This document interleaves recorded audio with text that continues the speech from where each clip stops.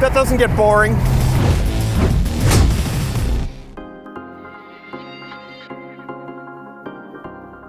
Yes, I know it's winter, it's not a particularly warm day, but it would be a crime to drive around in a BMW M4 Competition Convertible with the roof up on a sunny day. Cars are going electric, there's no two ways about it. And although BMW haven't made a firm commitment yet to phasing out fossil fuel cars, you'd have to think that the current M4 could potentially be one of the last.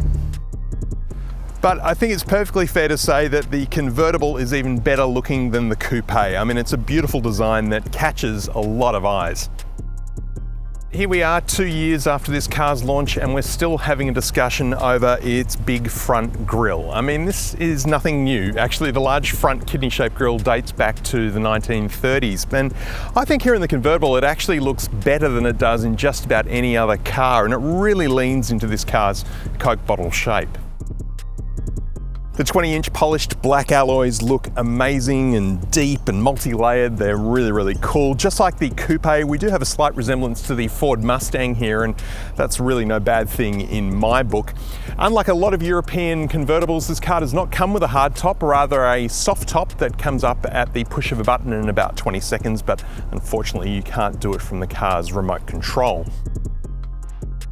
At the back, we've got some really good looking light clusters and 4 big exhausts that make a nice noise. No surprises, but for a convertible in the boot, not a lot of room. This is really a car for weekends away, not family road trips. No big surprises under the bonnet. We get the same engine that we get in the Coupe M4 and the M3, which is a turbocharged 3-litre straight 6 that outputs 375 kilowatts of power and 650 newton meters of torque. It is a touch faster though, getting to 100 k's per hour in 3.7 seconds, and a little thirstier, drinking 10.4 litres per 100 kilometres. It drives its power to all 4 wheels via a 8-speed automatic transmission, but you can select 2-wheel drive if you are really serious about your drifting. Inside, we've got a world of carbon fibre, and I think it looks magnificent. Carbon fibre is a no-cost option here in the M4, and the rest of the design follows pretty closely to what you see in the regular 3 and 4 series, so it's very well made and very well laid out. The one thing that's not so great in this car though is the software running on the center console screen. Now, if you'd asked me 2 weeks ago, before I had tried out the latest system on BMW's latest electric cars, I would have said this was one of the best on the market. But now, BMW have actually managed to surpass themselves, because now this system feels a little bit clunky and a bit old school. The menus are a little bit convoluted, things aren't where you can find them, the maps are not as pretty as they should be. Don't get me wrong, it still works well, it's just not as good as what BMW are doing now. There's wireless Apple CarPlay and Android Auto, which is good, but it does get a little bit flaky with its connection sometimes, and the Harman Kardon sound system sounds excellent.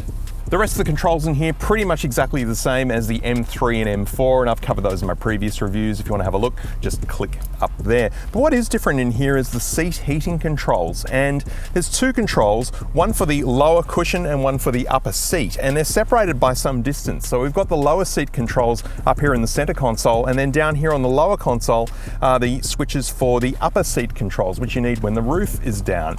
And right next to those buttons, in fact, is the controls for the soft top roof. Hold it down for 20 seconds and up pops the roof silently without you having to do a thing. In fact, it will even happen while the car is moving.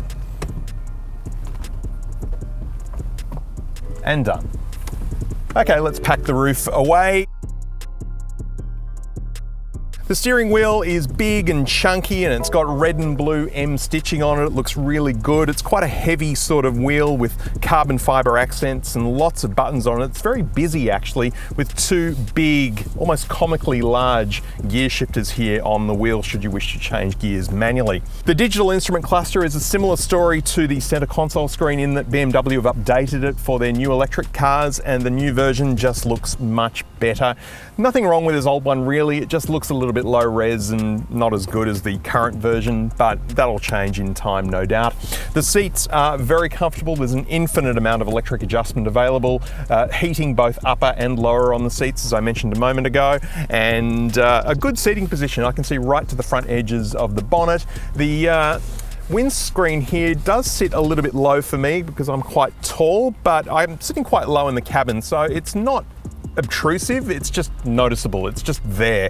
But great visibility, of course, with the roof down. You can see all around you. When the roof is up, blind spot vision is a little bit limited, but we've got blind spot monitoring in the wing mirrors. In terms of the feel of the seats, they're very soft and comfortable. We've got the lit up M badges here, and with that upper seat heating, it actually blows hot air onto your neck. So even in winter, well, as cold as winter gets in Sydney anyway, you can feel somewhat comfortable with the roof down. Your hands get a little bit cold though, but it's not too bad.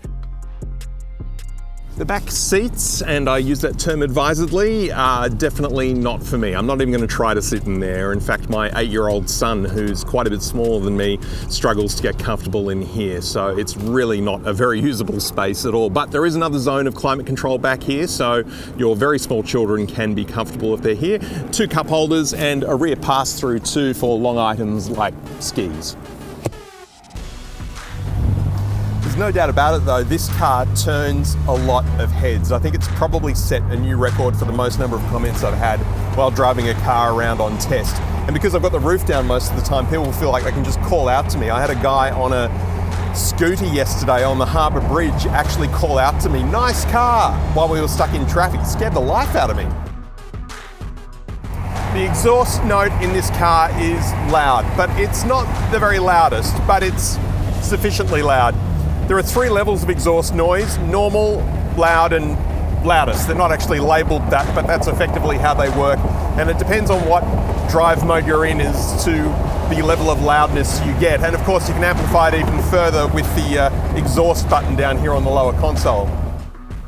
This car does not feel like it ever wants to slow down, not for a moment. You just feel like you could quite comfortably go all the way up to 250 and it wouldn't even raise a sweat. I'm not going to do that, but it's good to know you can.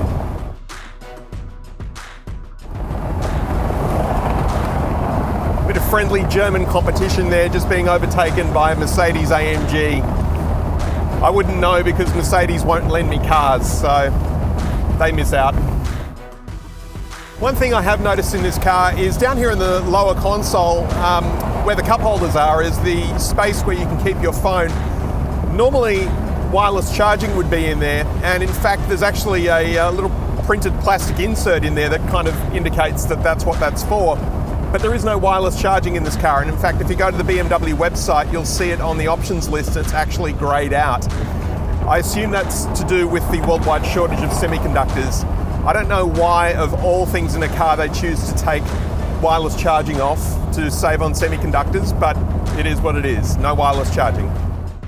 Having driven around in this car for a week now, I have noticed just how much fuel it goes through. I mean, the official figure is 10.4 litres per 100 kilometres, which is on the thirstier side, but you know, I've already gone through over half a tank, and that's kind of unusual for a loan car for me. I normally get through about a quarter, and that's with a 4-cylinder car. But I am noticing those extra 2 cylinders, and look, I'm sure it's got nothing to do with the glorious noise from the exhaust and me being a little overly friendly with the accelerator. Nothing to do with that at all. But you know, doing things like this certainly doesn't help your fuel economy. 0 to 100 in this car is 3.7 seconds. Let's give it a go.